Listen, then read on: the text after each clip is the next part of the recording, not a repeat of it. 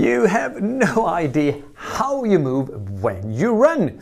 You have no idea on how much you lean your body forward, where you land in relation to your body, and you have no idea how you put your foot down, whether you land on the heel, midfoot or forefoot. Yes, I do. I know exactly what I'm doing, how I put my feet down, how much I lean. I can feel that. I know my body much better than you. No, you probably don't. Or maybe I should say this. Yes, it is actually possible that you know what you are doing. But most likely you don't have as good a grasp of what it looks like as you think. Now, I know that everyone that is watching this is thinking, yeah, I'm sure a lot of runners don't know what they are doing when they run, but I know what I'm doing, how much I lean and how I land on my foot and everything else. And this is a bit like when people say, yeah, sure, advertising works, but not on me. I'm not affected by commercials. Every day when I come home from work, my phone is filled with films of runners running on my treadmill or outdoors.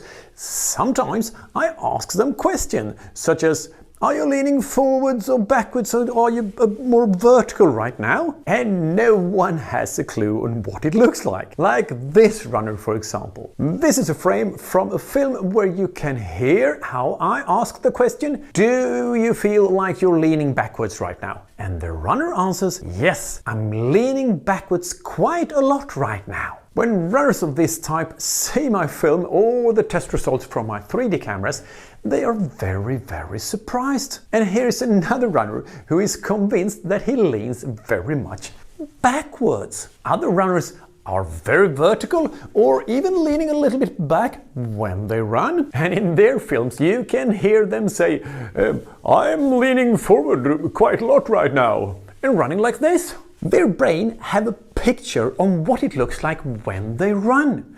But that picture is not accurate. Since the runner's brains and we don't agree on how they look from the start, we also don't agree on the final position, even if we can agree on how much they have actually adjusted. So a runner that leans a bit more like this, and I want to move the hip a little bit forward, so they get a little bit more straight body, but mostly get the hip a little bit more forward like this. They think they were here from the start. And what they have done in their head is to move their hip like this. I'm leaning backwards. But they started here and moved here. Another good example of how runners have no clue on what they are doing is how they land. They, like you, think they can feel how they land. But that's not true in most cases.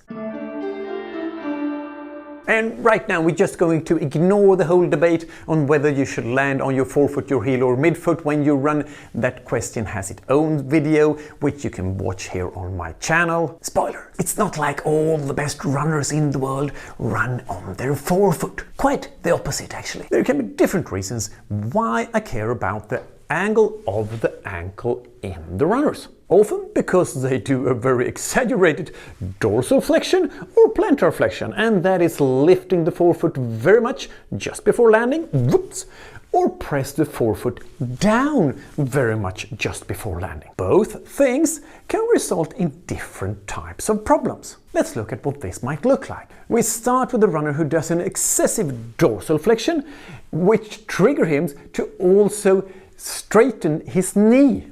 And that causes him to overstride. It's a dorsal flexion that triggers the stretch reflex in the knee that moves the lower leg forward, that makes him overstride.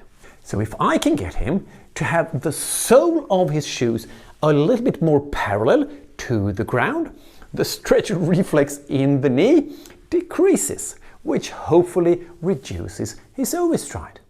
But this is actually what it looks like when I have already told him to angle his forefoot down so much that he thinks that he is running on his toes, which he clearly does not, but he's absolutely sure of it 100%. This is his interpretation of running exclusively on the forefoot. And here's a toe dipper who thinks she's not dipping her toes at all. It's most obvious on the left foot here.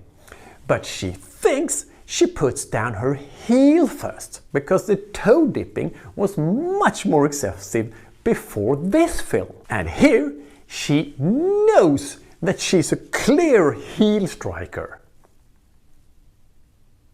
But my favorite example comes now. I was in training camp in Portugal, and after running intervals on the track, the whole group of recreational runners jogged back to the hotel, about 2 kilometers. I then saw a woman in the group. She was running barefoot on the tarmac. I asked her why she was doing that, and she replied that she had been a severe overstriker in the past and had landed quite heavily on her heel, pushing the foot a little bit forward, landing on the heel.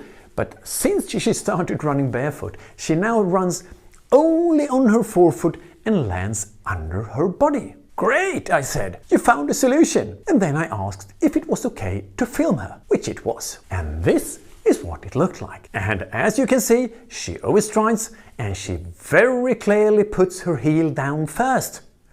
But she was completely convinced that she was running on her forefoot and the foot wasn't moving forward at all, the heel touching the ground first. So if you can't tell how you land when you're running barefoot on tarmac, you can't pretend that you know how you do it when you have thick running shoes on your feet. So what's the point with this video then? Well, maybe that you shouldn't listen so much to other runners telling you how they run, what they do, and then what you should do, and you should do it in the same way. Because there's a good chance that they are completely wrong about what they're doing, and you are completely wrong about what you are doing. If you want to know what you do and what it looks like, you can of course do as I did with the runners in these examples. Film yourself, preferably in slow motion. Then you will at least get a better idea on what you are doing. And don't assume that you can feel it, that you are that special person and just everybody else is just ignorant and stupid. So film yourself, and as if by coincidence, filming your stride and then bullet lists of what to look for and what is important and not, and that's an important part of my online course on efficient running technique, which you can read about more in the description here below, and that I will promote in the next part coming up right now. I truly hope you liked that video, and if you did, please click the like button and maybe also the subscribe button. And feel free to check out all the other content I have here on my channel. And maybe you are also interested in my online course. You'll find it at fredriksillen.com.